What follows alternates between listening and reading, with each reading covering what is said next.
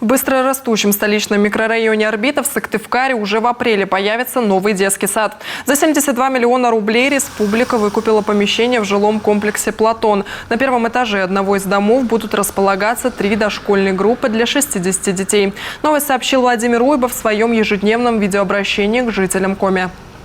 Сейчас идет подготовка помещений для приема маленьких новоселов. Закупается мебель, мягкий инвентарь, посуда, игрушки, учебно-методическое пособие. Сыктывкар растет, застраивается, население увеличивается.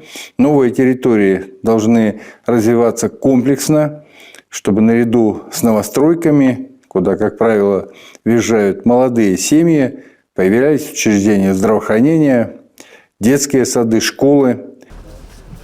Напомним, годом ранее в Орбите были открыты современные учреждения здравоохранения, детской и взрослой амбулатории. Кроме того, власти планируют построить в микрорайоне школу на 825 мест по улице Тентюковская.